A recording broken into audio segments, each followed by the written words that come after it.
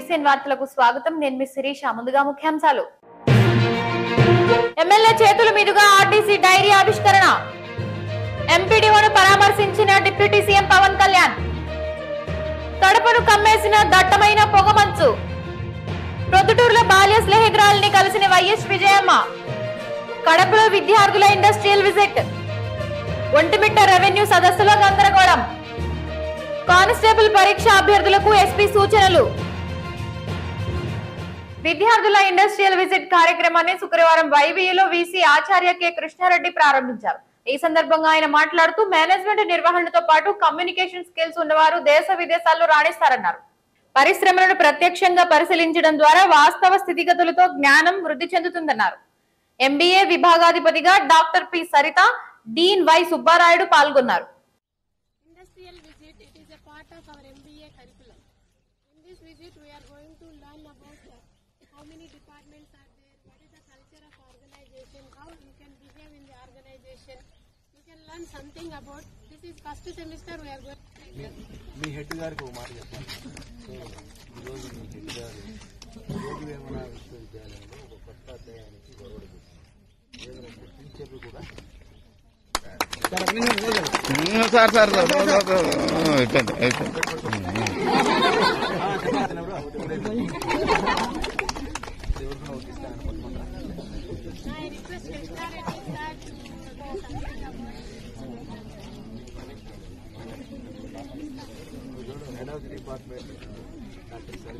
ఒంటిమిట్ట మండలంలో శుక్రవారం నిర్వహించిన రెవెన్యూ సదస్సులో గందరగోళం నెలకొంది. మండలంలోని ఒకే పార్టీకి చెందిన ఇరు వర్గాల నేతలు మాటల యుద్ధానికి దిగారు. ఒక వర్గం వారు తమకు తెలపకుండా సదస్సును ఎలా నిర్వహిస్తారని అధికారులను నిలదీశారు. ఈ నేపథ్యంలో పోలీసులు రంగప్రవేశం చేయడంతో మాటల యుద్ధం సద్దుమణిగింది. అనంతరం రెవెన్యూ సదస్సు నిర్వహించారు.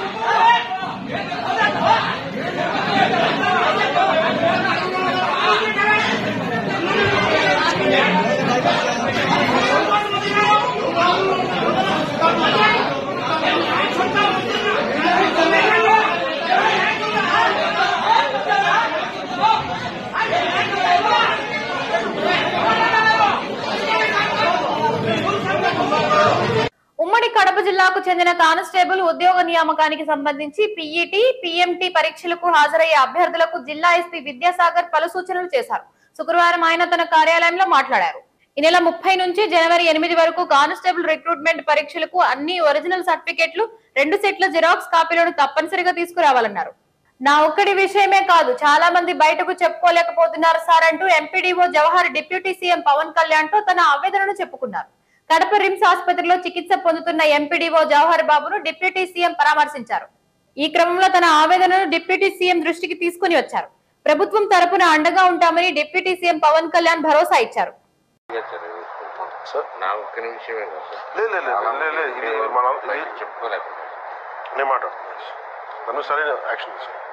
ఈ సంఘటన వల్లే సార్ మీకోసం స్పెషల్ గా వచ్చాము.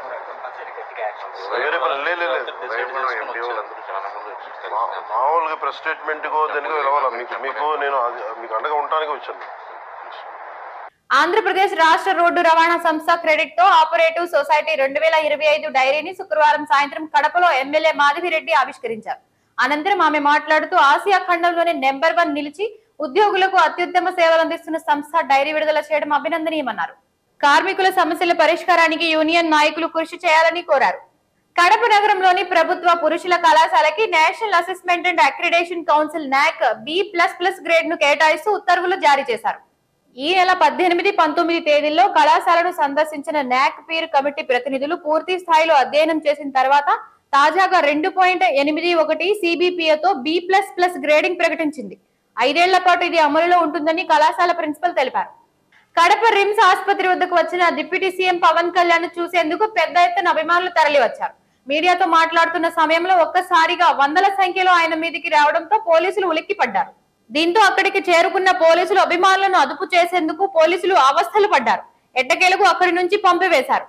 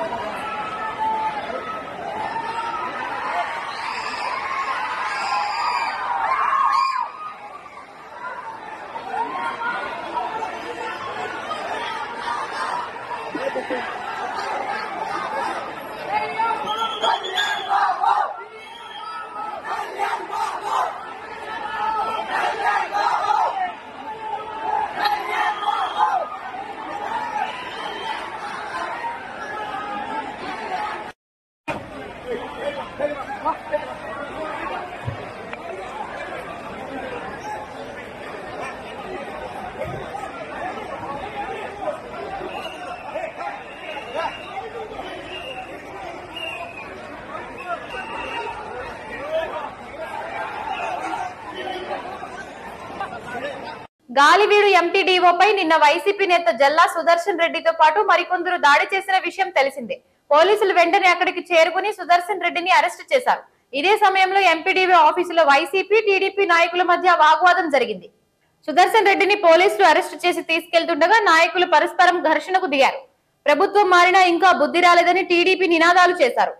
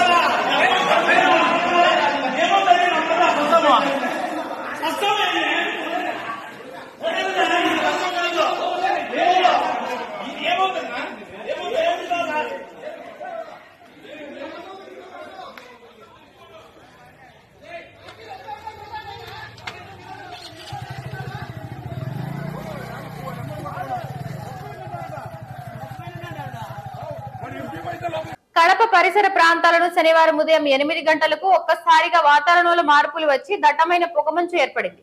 దీనివల్ల కనీసం 50 అడుగులకు మించి అవతల ఏమీ కనిపించని పరిస్థితి. ఇలా ఏర్పడడం వల్ల ప్రయాణికులు తీవ్ర అంతరాయం ఏర్పడింది. ప్రయాణించాల్సిన సమయం కంటే దాదాపు రెట్టింపు సమయం కేటాయించాల్సి వస్తుందని ప్రయాణికులు వాపోయారు.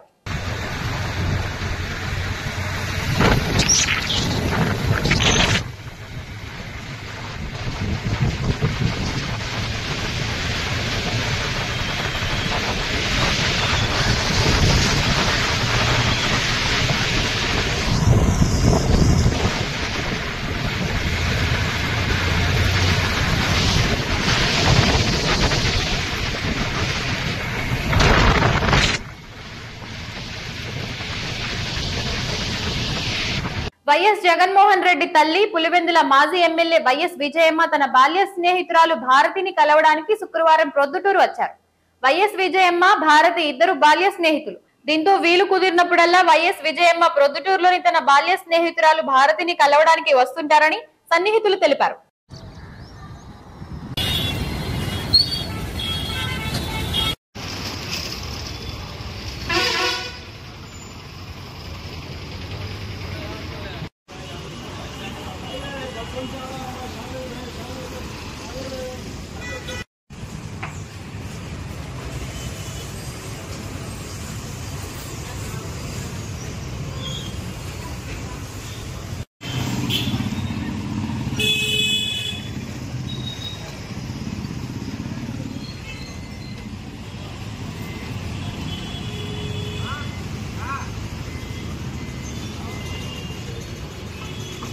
వైఎస్ జగన్ తన పార్టీ వర్గాలను నియంత్రించుకోవాలని పవన్ కళ్యాణ్ అన్నారు.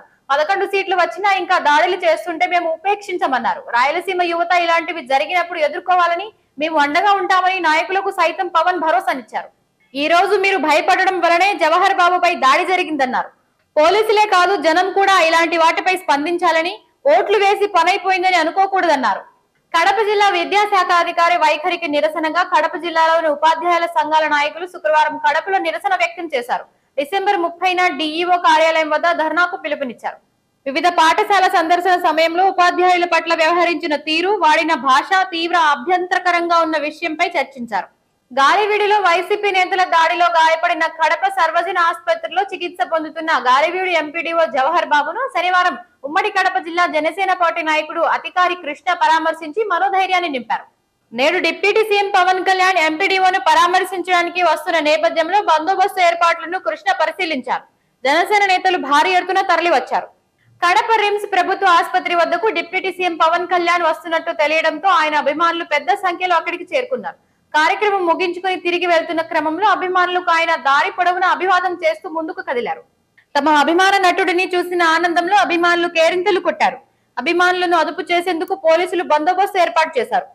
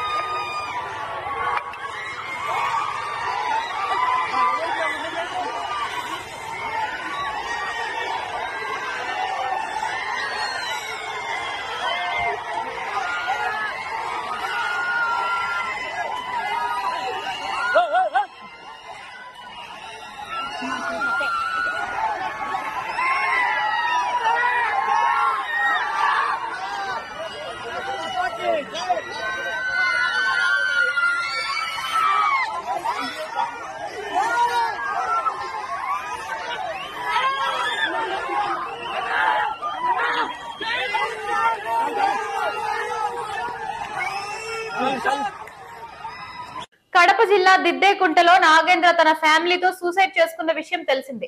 కడదాకా తోడుంటానని తాలి కట్టిన భర్తే భార్య మెడకు ఊరేశాడు. కంటికి రెప్పలా కాపాడాల్సిన నాన్నే బిడ్డలను విధిలేని పరిస్థితిలో చంపుకున్నాడు. కళ్ల ముందే ముగ్గురి ప్రాణాలు పోయాక చివరిగా నాగేంద్ర ఆత్మహత్య చేసుకున్నాడు. కష్టం వచ్చిందని ఇంత ఘోరంగా బిడ్డలను చంపుకోవడంతో దేవుడా ఏంటి ఘోరమని గ్రామస్తులు కన్నీరు పెట్టుకున్నారు.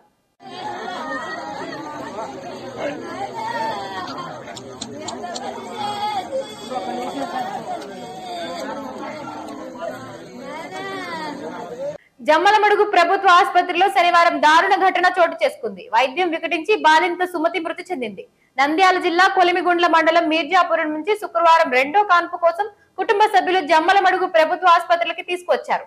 వైద్యుల నిర్లక్ష్యంతోనే సుమతి మృతి చెందిందని కుటుంబ సభ్యులు ఆరోపిస్తున్నారు. మా పిన్ని అంటే మా అమ్మ చెల్లెలు మాకు బాగా అమ్మకు అత్త అవుతుంది.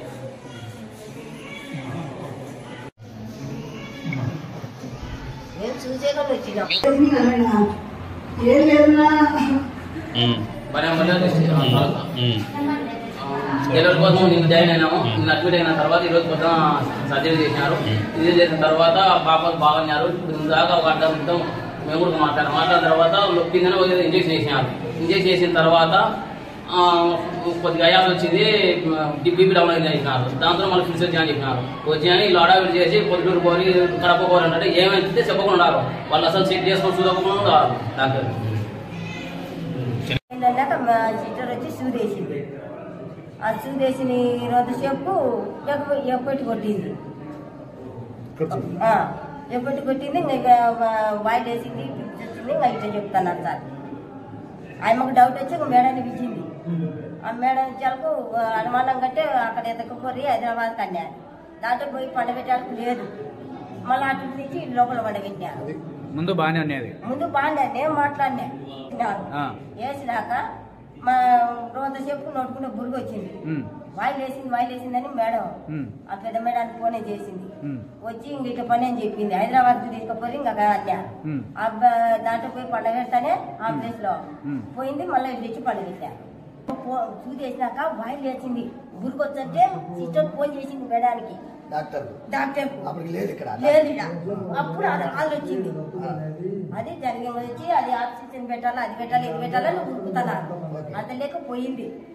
మరి ఏమంటే పేరుకు దాంట్లో అన్నది అక్కడ కడప పోరి అని ఆ ప్లేస్ లో వండబెట్టా. దాంట్లో పోయినాక లేదు తెచ్చి ఇంకా మళ్ళీ సార్ వచ్చి ఏం సార్ అంటే ఏం లేదు వచ్చేప్పుడు చెప్తా అన్నా. దాంట్లో పొలం మీద ఇది వచ్చి పండగెట్టా. రిమ్స్ లో పనిచేస్తున్న కార్మికుల శ్రమను దోచుకుంటున్న A1 సబ్ కాంట్రాక్టర్ కు సపోర్ట్ చేస్తున్న డీడీని తక్షణమే సస్పెండ్ చేసి కాంట్రాక్టర్ పై చర్యలు తీసుకోవాలని సిఐటియు జిల్లా ప్రధాన కార్యదర్శి మనోహర్, నగర అధ్యక్ష కార్యదర్శులు పి చంద్రారెడ్డి, సుబ్బయ్యలు కోరారు. శనివారం నగరంలోని యూనియన్ కార్యాలయంలో జరిగిన విలేకరుల సమావేశంలో వారు మాట్లాడారు. ఈ వార్తలు ఇంతటితో సమాప్తం. తిరిగి రేపు ప్రసారమయ్యే వార్తల్లో మళ్ళీ కలుద్దాం. అంతవరకు సెలవు.